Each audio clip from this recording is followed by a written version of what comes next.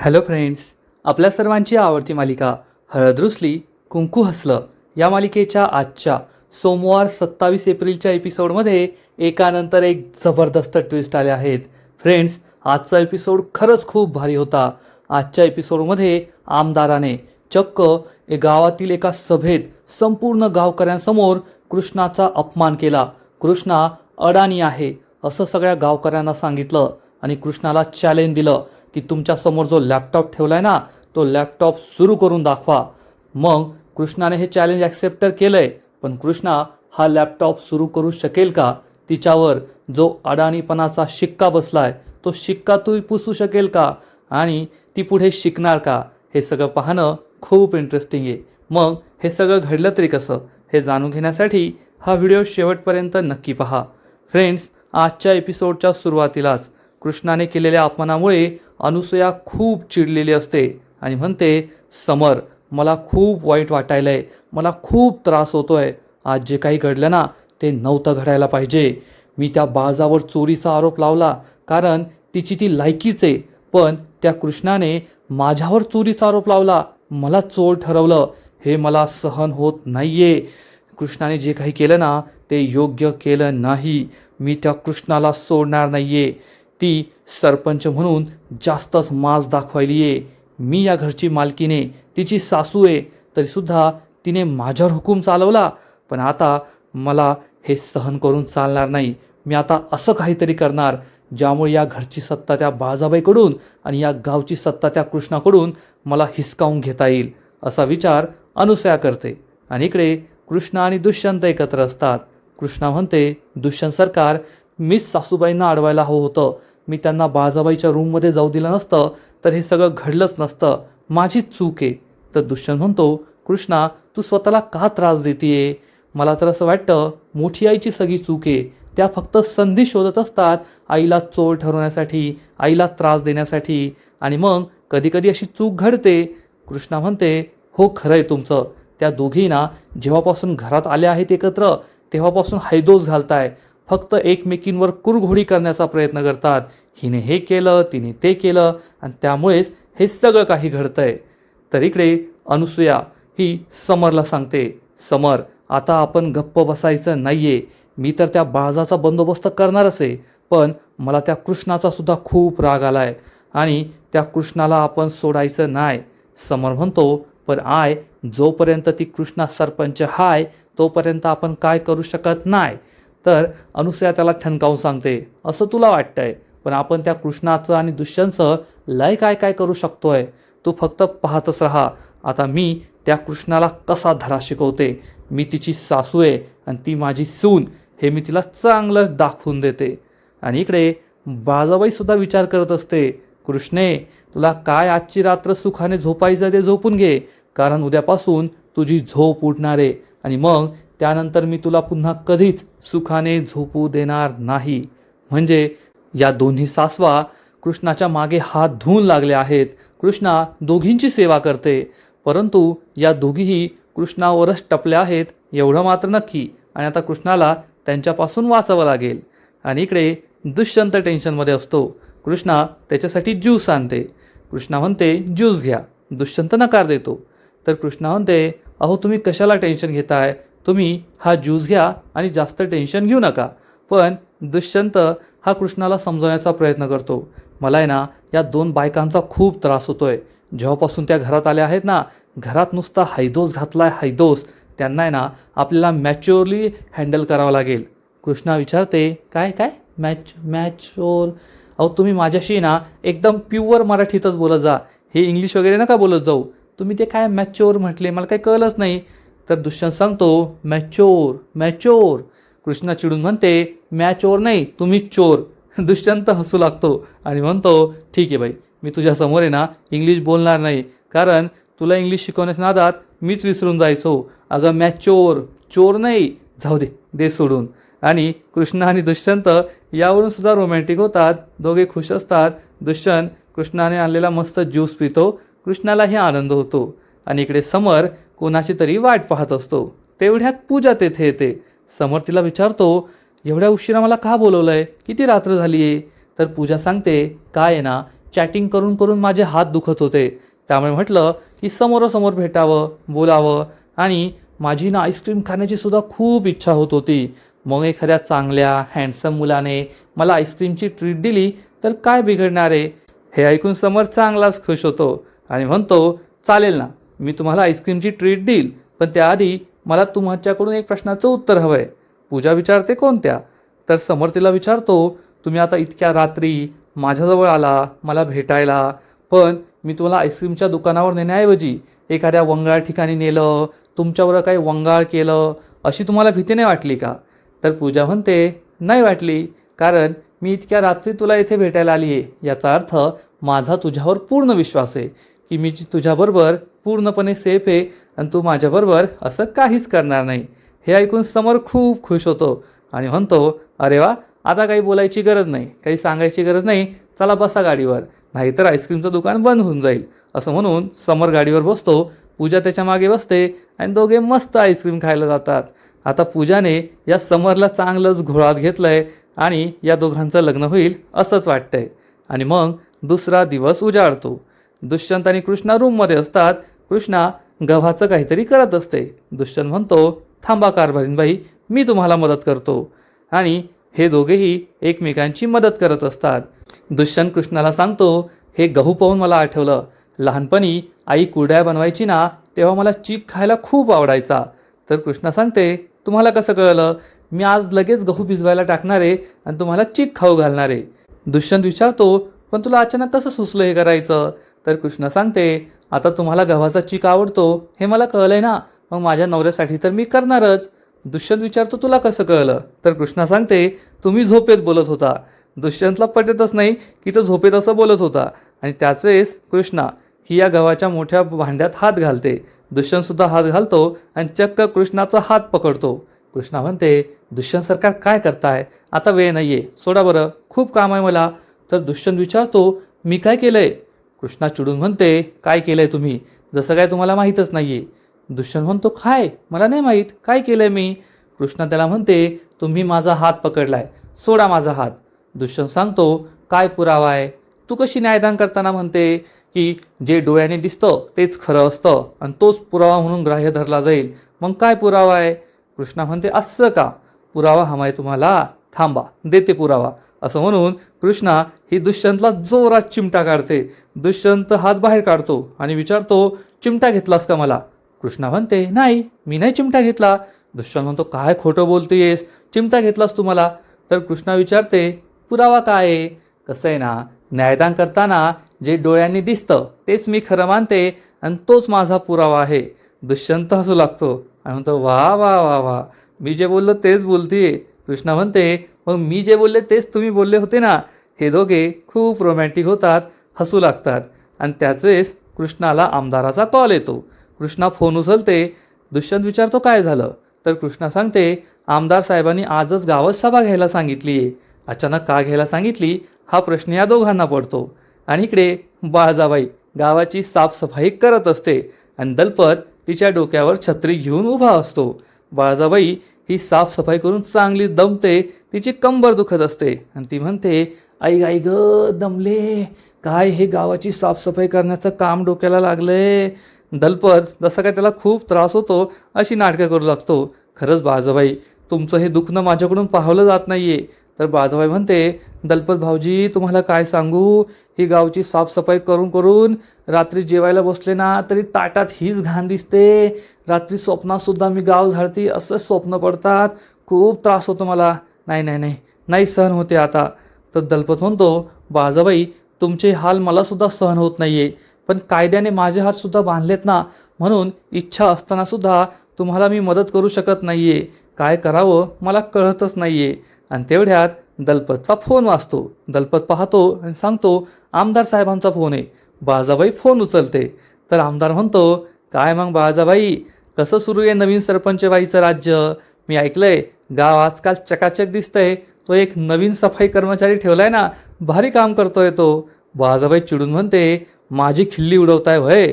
माझी खिल्ली नका उडू, तुम्हाला जे काम सांगितलंय ना ते काम करा. कशासाठी मला फोन केला होता? तर आमदार सांगतो, अहो तीच आपली खाऊ खिलाव योजना. अहो बाळजाबाई, सरकारी योजनेअंतर्गत गावातील शाळेत 25 कॉम्प्युटर द्यायचे आहेत. त्यातले 5 तर आपण आधीच गायब केले. मग राहिले 18 प्लस 2 शाळेत द्यायचे आणि 18 आपल्याला मिळणार. बाहेर विकायचे, आपण अर्धे अर्धे पैसे वाटून घ्यायचे. बाळाबाई चिडून म्हणते, आमदार साहेब काही नवं सांगा. दरवर्षी तुम्ही हेच करता. दरवर्षी शाळेचे कॉम्प्युटर विकता, शाळेचे बाकडे विकता, शाळेची बिल्डिंगसुद्धा विकता. हेच पैसे कमवता तुम्ही. मला माझं सरपंच पद परत हवं आहे. त्यासाठी तुम्ही काय करणार ते सांगा. तर आमदार म्हणतो, बाळाबाई तुम्ही जे सांगाल ते करू. सांगा तुम्ही काय करायचं आहे.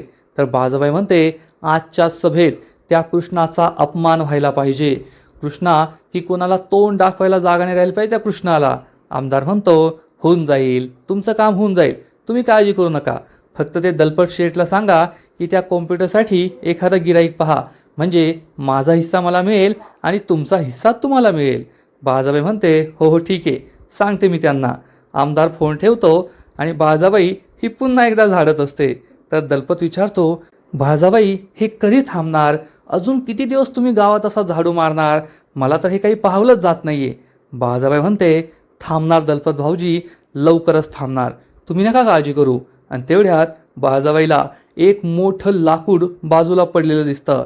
बाळाबाईच्या डोक्यात एक सुपीक कल्पना येते आणि बाळाबाई म्हणते, आजचा शेवटचा दिवस, यानंतर गावात मी कधीच झाडणार नाही. असा विचार करून बाळाबाई हातातला खराटा खाली ठेवते आणि हे मोठं लाकूड हातामध्ये घेते आणि पुढच्या क्षणी या लाकडाने स्वतःच्याच पायावर जोरदार वार करून घेते. दलपतला मोठा धक्काच बसतो. दलपत विचारतो, ओ बाळाबाई काय करताय हे? पण बाळाबाई त्याचं काही ऐकत नाही आणि एकानंतर एक पायावर जोरदार वार करतच असते आणि खरोखर ती स्वतःला मारून घेते. त्यामुळे तिला खूप त्रास होतो. ती वेदनेने विळू लागते. आई आई ग खूप दुखतंय, आई आई ग खूप दुखतंय, दलपत भाऊजी मला घरी घेऊन चला, खूप त्रास होतोय. आणि मग दलपत बाळाबाईला घेऊन घरी येतो. घरी आल्यानंतर बाळाबाई वेदनेने विव्हळत असते, रडत असते. आई आई ग, आई आई ग, कोणतरी या रे. आणि दलपत घरातील सगळ्यांना हाका मारून बोलून घेतो. घरातले सगळे तेथे पोहोचतात. मैनावती, कृष्णा, दुष्यंत, अनुसूया, समर, आढळराव. आणि बाळाबाईला एवढं लागलंय हे पाहून सगळ्यांना आश्चर्य वाटतं. मैनावती विचारते, हे कसं झालं? तर दलपत सांगतो, काय सांगू, बाळाबाई गावाची साफसफाई करत होत्या आणि त्याच वेळेस एका मोठ्या झाडाची फांदी त्यांच्या पायावर येऊन पडली आणि त्यांना खूप लागलंय.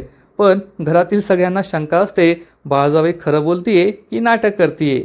आणि अनुसूया म्हणते, कृष्णे पाहून घे बरं, खरं लागलंय की नाटकं करते ही बाया. बाळाबाईला खूप राग येतो. बाळाबाई चिडून म्हणते, तुला विश्वास नाही पटत ना, ये पाय पाय. असं म्हणून बाळाबाई तिच्या पायाला किती लागलंय हे सगळ्यांना दाखवते आणि खरंच तिला खूप लागलेलं असतं. त्यामुळे सगळ्यांचा विश्वास बसतो की बाळाबाई खोटं बोलत नाहीये. आढळराव, कृष्णा, दुष्यंतला सुद्धा समजतं की बाळाबाईला खूप लागलंय. आणि बाळाबाई रडत रडत म्हणते, पाय रे दुष्यंत, एवढं लागलंय मला, इथे वेदनेने रडते मी आणि या बाईला खोटं वाटतंय, माझ्यावर खोटे आरोप लावतीये.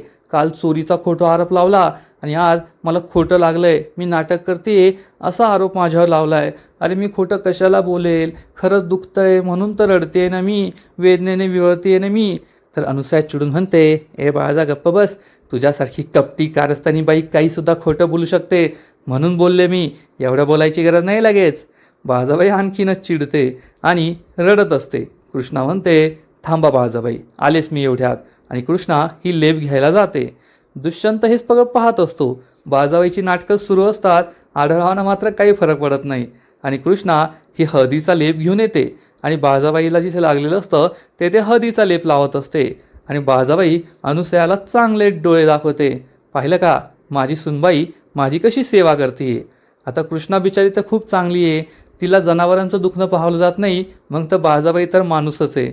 आणि कृष्णा ही बाळाबाईच्या पायाला लेप लावत असते. बाळाबाई मात्र तिच्याकडे वाकड्या नजरेने पाहत असते.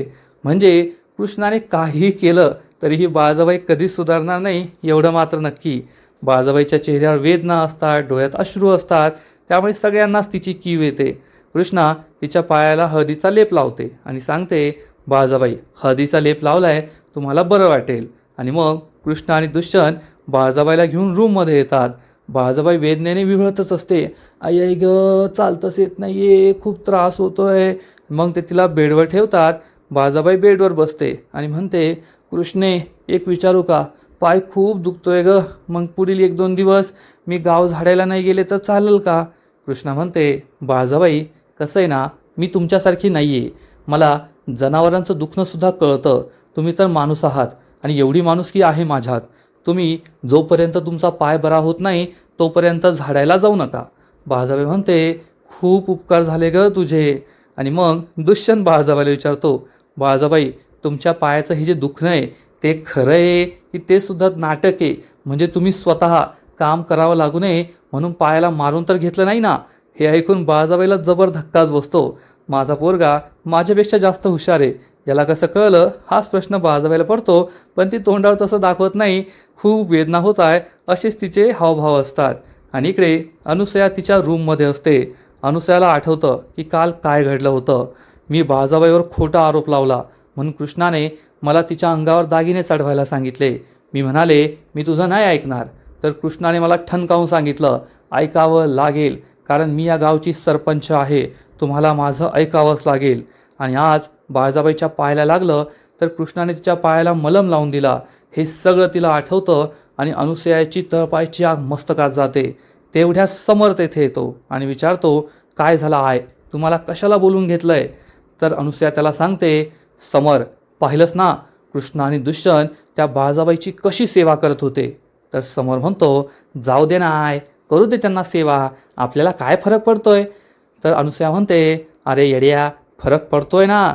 वळणाचं पाणी वळणावरच जाणार. शेवटी ती बाळजा कृष्ण आणि दुष्यंतची सख्खी आहे. आपण तिचे सावत्र आहोत. त्यामुळे कधी ते एकत्र येतील ना सांगता येत नाही.